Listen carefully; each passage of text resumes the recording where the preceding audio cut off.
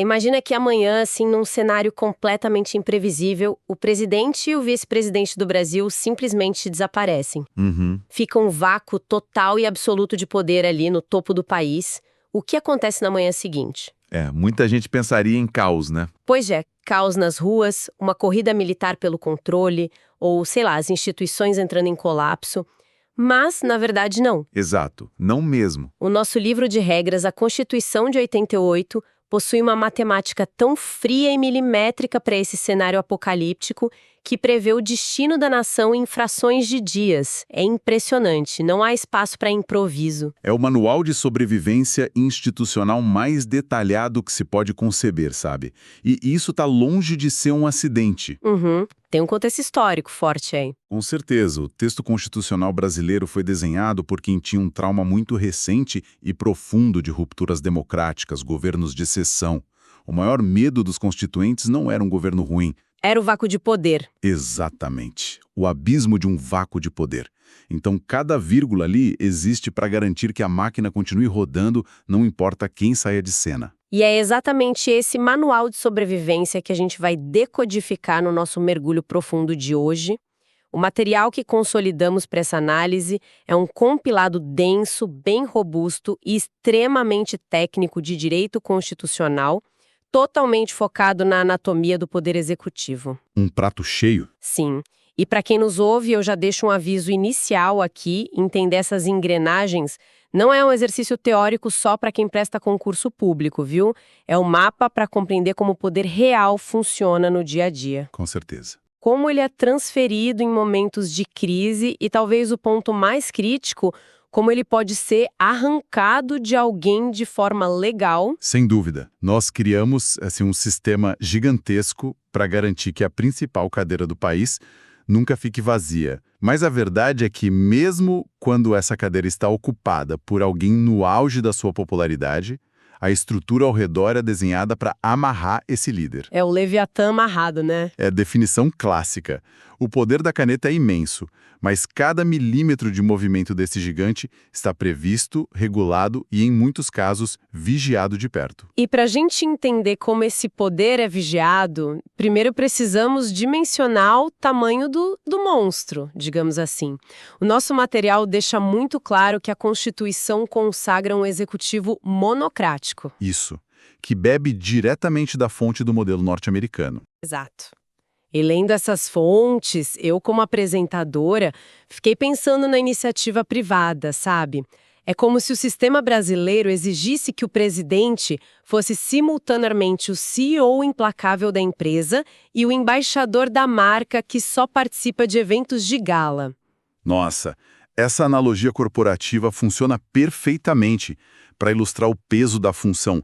Porque pensa bem, em um sistema parlamentarista, que é um executivo dual, essas funções são separadas justamente para evitar a exaustão. Uhum. Lá você tem um chefe de Estado, que pode ser um monarca ou um presidente figurativo, cuja única missão é a representação do país, a estabilidade, aquela fotografia oficial, sabe? Sim, o lado diplomático puro. Isso. E há um chefe de governo, o primeiro-ministro, que arregaça as mangas e lida com o parlamento, a economia e a lama da política diária. Nós aqui no Brasil unimos as duas coisas. O que parece uma receita certa para o esgotamento total. Como chefe de governo, o nosso CEO, a pessoa sentada no Planalto, toma decisões duríssimas. Ela corta orçamentos, assina medidas provisórias, veta projetos de lei, enfrenta greves. Fica na linha de frente mesmo. Sim.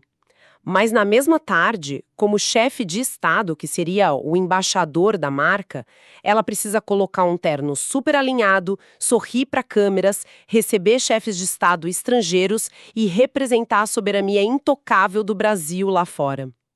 É uma montanha-russa diária. É brutal. E justamente por concentrar essas duas coroas tão pesadas em uma única cabeça, os filtros para sequer disputar essa cadeira são inflexíveis. O texto estabelece condições de elegibilidade que não aceitam margem de interpretação alguma. Quais são as principais? Bom, o candidato precisa estar no pleno exercício dos direitos políticos, ter filiação partidária e um ponto-chave, ter no mínimo 35 anos de idade. Olha, pausa rápida para a idade. 35 anos. É uma linha de corte interessante considerando que alguém com 21 anos já pode ser deputado federal e criar leis. Por que a Constituição exige mais 14 anos de espera para chegar no executivo? Trata-se de uma presunção de maturidade emocional e de trajetória pública. O legislador entende que o comando do arsenal militar, econômico e diplomático de uma nação de proporções continentais exige alguém que, teoricamente, já tem uma vivência profissional e pessoal mais consolidada. Faz sentido. Mas a exigência mais emblemática não é a idade, é a nacionalidade. O presidente e o vice precisam, obrigatoriamente, ser brasileiros natos. E aqui entra um ponto que muitas pessoas confundem, né? Não basta amar o Brasil, morar aqui há 30 anos ou ser naturalizado. Precisa ter nascido no país ou preencher aqueles requisitos rigorosos originários de filiação e registro no exterior. Por que essa paranoia toda com a certidão de nascimento? Parece paranoia, mas não é. É uma salvaguarda de soberania em cenários extremos de sobrevivência nacional. Como chefe de Estado, o presidente é o comandante supremo das Forças Armadas. Então, vamos imaginar a pior hipótese possível, um conflito bélico internacional. O Constituinte não quis deixar nenhuma brecha para que o indivíduo com o dedo no botão de comando tivesse lealdades divididas ou laços afetivos pré-existentes com outra nação. A lealdade precisa ser originária e inquestionável. Certo, entendi. Então, o sistema exige um brasileiro nato, maduro, e dá a ele o poder gigantesco de CEO e embaixador. Mas ninguém, por mais bem preparado que seja, aguenta essa carga de trabalho 24 horas por dia, 7 dias por semana. Impossível. Tem que haver uma válvula de escape prática. Como que esse monarca moderno distribui a carga de verdade sem quebrar as regras monocráticas? Através de uma delegação de competências altamente controlada. O presidente pode transferir a assinatura de certas decisões administrativas, tipo organizar a administração federal sem criar novos órgãos, ou conceder indultos. Tá. Mas ele não passa essa caneta para qualquer amigo. A delegação é restrita a 3 figuras: ministros de Estado, procurador-geral da República ou advogado-geral da União. E o Supremo Tribunal Federal estabeleceu uma regra de ouro para isso: o paralelismo das formas ou a simetria de poder. O presidente delegou o poder, ele pode revogar essa delegação a qualquer instante. A responsabilidade final sempre sobe de volta para o topo da pirâmide. Entendi. Isso resolve o excesso de papelada na mesa do presidente. Mas e quando o problema é a ausência física? O que nos leva de volta ao nosso cenário apocalíptico lá da introdução. O vácuo de poder. Isso. E se a cadeira simplesmente ficar vazia? O material que a gente investigou faz uma distinção técnica que é a base do nosso plano de contingência. A diferença entre impedimento e vacância. É fundamental separar as duas coisas para o nosso público. O impedimento é um soluço no sistema. Um soluço. Uma ausência temporária e previsível. Digamos que o presidente precise passar por uma cirurgia complexa, ou vai tirar alguns dias de descanso. Nesse cenário, o vice atua como um substituto. A cadeira ainda tem dono. O dono só foi, tomar um café. Tá, ele volta. Isso. Já a vacância, por sua vez, é o trauma. É a morte, a renúncia ou o impeachment. O dono não vai voltar. A cadeira ficou vazia definitivamente. E a substituição vira sucessão. O vice assume. Isso é o básico que todo mundo sabe.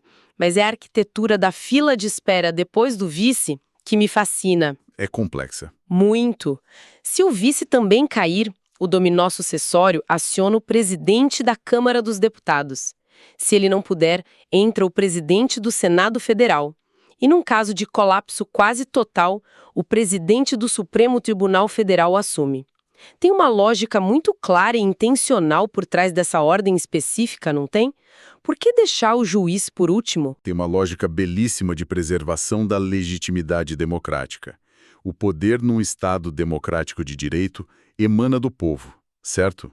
Certo. O vice-presidente recebeu os mesmos votos que o presidente na chapa. Depois dele, o presidente da Câmara é, teoricamente, o representante mais direto da população, pois a Câmara é a casa do povo. Deputados federais? O presidente do Senado vem logo a seguir, representando a federação, os estados. Todos esses passaram pelo crivo do voto popular em algum nível.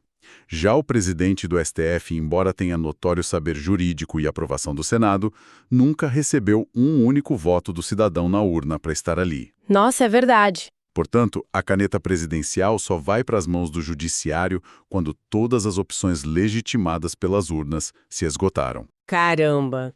E mesmo quando a caneta vai para as mãos de um desses sucessores da fila em caráter definitivo, digamos que o presidente e o vice sofreram um acidente fatal, a pessoa não ganha o direito de sentar ali por 4 anos, né? Existe o chamado mandato tampão, que eu acho uma das engrenagens mais frias do nosso sistema.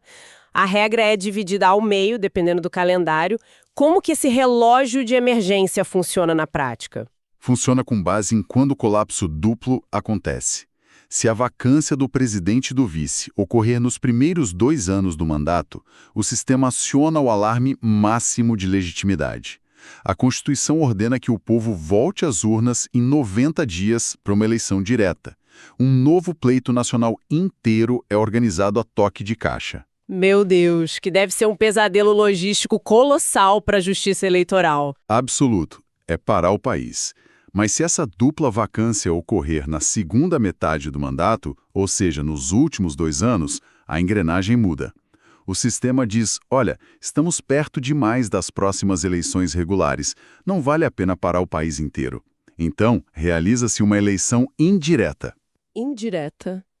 Como assim? O Congresso Nacional tem 30 dias para escolher, em votação interna, quem será o novo presidente. E o termo tampão vem justamente do fato de que os eleitos, seja pelo povo nos primeiros 2 anos ou pelo Congresso nos últimos, só vão governar pelo tempo que faltava para acabar o mandato original interrompido. Ah, entendi. Eles entram apenas para tampar o buraco temporal. O objetivo central é proteger o relógio do país, então. Imagina o efeito dominó de caos logístico e político se a gente mudasse o ano da eleição presidencial. Descolaria completamente das eleições para governadores e senadores, impactando o equilíbrio de forças de toda a nação. Exato, vira uma bola de neve. Tudo isso para evitar o vácuo. Agora, no meio desse manual todo, tem uma regra sobre viagens internacionais que me chamou muito a atenção. Para quem nos ouve, soa quase anacrônico. Um líder mundial com agenda cheia não pode sair do território nacional por mais de 15 dias sem uma licença expressa do Congresso Nacional. Se ele fizer isso, perde o cargo. Fim de jogo. Perde mesmo. Porque o texto constitucional trata o líder da nação como adolescente que precisa de permissão para dormir fora? Essa norma levanta muitos sorrisos mesmo, mas o fundamento dela é seríssimo. Por Constituinte de 88, a presença física do chefe de Estado e de governo no território nacional é uma âncora de segurança e estabilidade. Como assim? Vamos conectar isso a um impacto real. Imagina o pânico nos mercados financeiros, o disparo do dólar, a insegurança de investidores estrangeiros se o líder de uma economia do tamanho da brasileira simplesmente decide se isolar na Europa por 1 mês durante uma crise inflacionária, sem prestar contas. Nossa, seria um desastre. O Congresso que representa o povo precisa chancelar que aquela ausência prolongada é justificada por missões de Estado vitais e não um abandono ou fuga. Governar por telefone de outro hemisfério sem supervisão quebra o pacto de confiança. É a velha máxima, a coroa vem com uma corrente atada ao trono. Mas avançando no nosso mergulho profundo, o presidente pode estar amarrado à cadeira, mas não governa numa ilha. Ele precisa de conselheiros de confiança, e o nosso material explora a formação do círculo íntimo de poder, os ministérios e principalmente os conselhos. Correto. Os ministros de Estado são os braços operacionais do CEO. Eles são auxiliares de livre nomeação e exoneração. E diferente do presidente, as regras para eles são muito mais frouxas. Basta ter mais de 21 anos, ser brasileiro nato ou naturalizado e estar no gozo dos direitos políticos. Qualquer um, basicamente. Em tese, um prodígio da tecnologia de 23 anos, nascido fora do país, mas naturalizado, poderia ser o ministro das Comunicações. Porém, há um muro intransponível em um ministério específico, né? Ministério da Defesa. Lembra que o presidente tem que ser brasileiro nato por causa da lealdade no comando das Forças Armadas? Lembro, sim. Pela exata mesma lógica de cadeia de comando inquebrável, o ministro da Defesa, que está sentado logo abaixo do presidente hierarquicamente sobre os militares, é o único ministro civil que obrigatoriamente precisa ser brasileiro nato. Faz todo sentido conectar as duas coisas. Agora, os ministros tocam o dia a dia, mas os órgãos que realmente capturaram minha imaginação enquanto eu revisava essas fontes foram os conselhos superiores. Lendo sobre eles, a imagem que vem à cabeça é de filmes de suspense político, sabe? Total. Daquelas salas de guerra secretas no subsolo, onde líderes se trancam quando o mundo está prestes a desmoronar. O Brasil possui duas dessas salas de guerra, o Conselho da República e o Conselho de Defesa Nacional, o que dita qual porta o presidente vai abrir no momento de crise. É uma separação baseada na origem da ameaça. Você tem a sala de contenção interna e a sala de blindagem externa. O Conselho da República é acionado quando as próprias instituições democráticas estão tremendo. Entendi. Interno. É a sala convocada para debater a intervenção federal em um estado, ou a decretação de estado de sítio e estado de defesa por causa de uma convulsão social interna. E por ser uma crise da sociedade civil, a composição dessa mesa é plural. Senta ali o vice, presidentes da Câmara e do Senado, líderes da maioria e da minoria do Congresso para garantir o contraditório político. E um detalhe crucial, 6 cidadãos brasileiros comuns sentam à mesa. Espera, cidadãos civis. Por que colocar pessoas que não foram eleitas numa sala desenhada para lidar com o colapso institucional? Porque crises internas exigem o pulso da sociedade. Esses 6 cidadãos, que são 2 nomeados pelo presidente, 2 pela Câmara e 2 pelo Senado, servem como termômetros do mundo real. Eles não deixam a bolha política de Brasília se fechar em si mesma durante um surto autoritário ou uma greve geral paralisante. Eles representam a capilaridade da voz social na hora mais aguda. Sensacional essa dinâmica. E a segunda sala, o Conselho de Defesa Nacional, como é a mesa ali? Aí muda completamente de figura. A sala do Conselho de Defesa Nacional lida com ameaças vitais à soberania e integridade do território. Declaração de guerra, celebração de paz, o uso de áreas de fronteira. E justamente por ser uma pauta existencial externa, aqueles 6 cidadãos civis saem da sala. A porta se fecha. Tensão pura. Planejamento. Torna-se uma reunião clínica altamente classificada de inteligência militar e diplomacia de precisão. Onde o Conselho da República precisa de vozes plurais, o Conselho de Defesa precisa de comando tático frio. E eles mandam no presidente nessas horas? Ótima pergunta. Não. Em ambas as salas, o presidente consulta, ouve, mas não está vinculado. Se a sala inteira disser não, mas o presidente decidir sim, o que vale é a caneta do executivo monocrático. E é aí que o nosso cenário fica perigoso, né?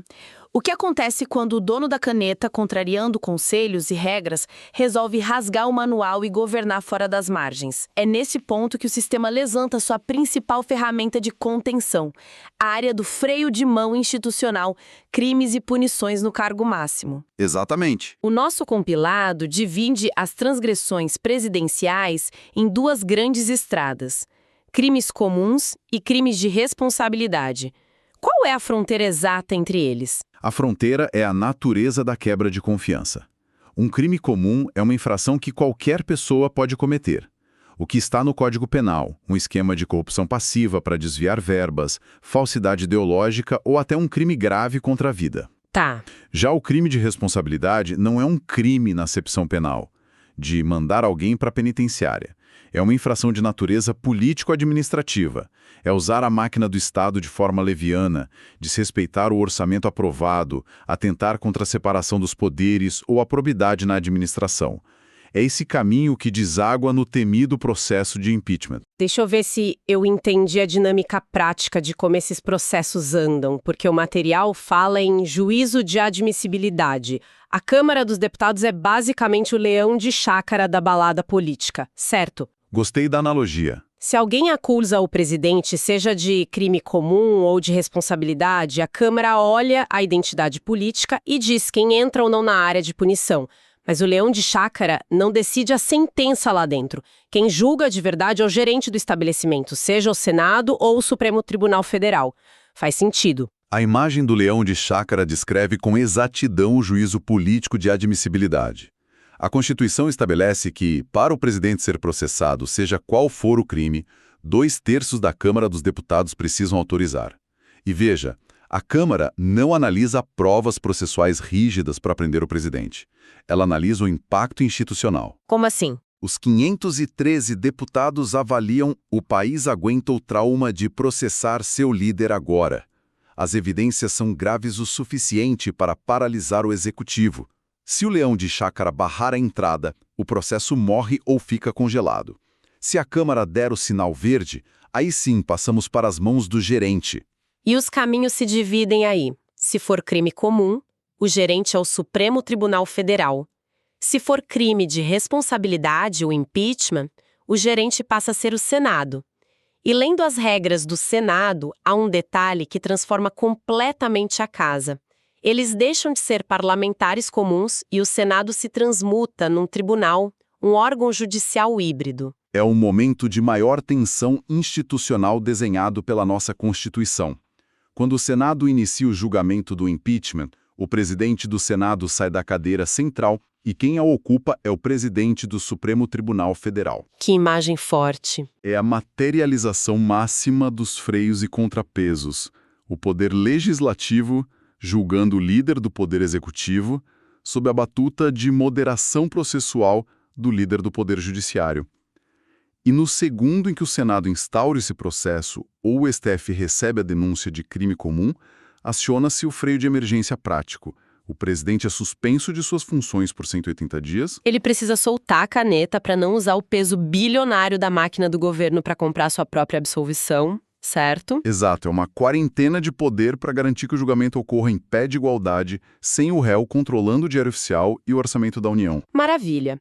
Mas, avançando um pouco nessa questão penal, o nosso material fala muito sobre um princípio chamado irresponsabilidade penal relativa. A regra fria é: o presidente da República, na vigência do seu mandato, não pode ser responsabilizado por atos estranhos ao exercício de suas funções. Isso. Vou ser sincera com você. Esse é um nome muito bonito e acadêmico para algo que, para nossa audiência, soa como um escandaloso passe livre para a elite. Eu imagino. Como a gente justifica que um cidadão comum vai preso por uma briga de trânsito violenta no fim de semana, mas o presidente ganha um escudo mágico de 4 anos se o crime não tiver relação com a cadeira que ele ocupa? Parece proteção ao criminoso. Esse incômodo é perfeitamente natural e muito debatido no direito constitucional. Mas precisamos mudar a lente de observação. Não se trata de um passe livre ou de absolvição. É, na verdade, um botão de pausa. Botão de pausa? A lógica do legislador nunca foi blindar a pessoa física de quem veste a faixa, mas blindar a instituição da presidência da República contra a paralisação por sabotagem. Como assim, sabotagem? Me explica isso. Imagina que não existisse essa regra. Qualquer adversário político com recursos jurídicos suficientes poderia cavar antigos processos cíveis de 10 anos atrás, pequenas fraudes empresariais passadas ou denúncias de crimes menores sem conexão com a gestão do país, só para arrastar o presidente a tribunais criminais toda semana. Nossa, viraria um inferno. O Estado pararia. O chefe de governo gastaria sua energia contratando advogados de defesa, em vez de administrar crises nacionais. A irresponsabilidade relativa reconhece que o líder do país deve responder criminalmente durante o mandato apenas por atos que tenham conexão umbilical com o uso da sua caneta presidencial. Qualquer crime estranho a essa função fica pausado. Ele não é apagado, o tempo de prescrição desse crime também congela. Ah, entendi. No minuto em que ele desce a rampa do Planalto e deixa de ser presidente, o botão de play é apertado e os promotores podem voltar a persegui-lo no dia seguinte por aqueles crimes passados. A proteção é para o mandato, não para o CPF da pessoa. Perfeito. O mandato é a bolha protetora temporária. Isso nos leva à última peça do nosso quebra-cabeça de hoje, o efeito cascata de todo esse manual. O Brasil é uma federação vasta, né? Nós temos 27 governadores e milhares de prefeitos operando máquinas poderosíssimas de dinheiro e influência. Esse manual de regras da presidência, as amarras do Leviatã, se aplicam exatamente da mesma forma lá na ponta. O nosso compilado dedica muitas páginas ao princípio da simetria, mas com ressalvas gigantescas. O princípio da simetria diz que as constituições estaduais devem refletir, como num espelho, a estrutura da Constituição Federal. Mas a jurisprudência, as decisões práticas dos tribunais, mostram que esse espelho tem distorções severas quando o assunto é prender ou julgar políticos locais. Por exemplo, Começando pelos prefeitos. A jurisdição muda de acordo com o crime. Se o prefeito comete um crime de responsabilidade político-administrativo, ele é julgado pela sua Câmara Municipal de Vereadores. Se for um crime comum, como desvio de dinheiro, ele responde perante o Tribunal de Justiça Estadual, o TJ. mas a grande guerra institucional ocorre na esfera estadual com os governadores, não é? O material destaca que governadores são julgados pelo Superior Tribunal de Justiça, o STJ, em casos de crimes comuns.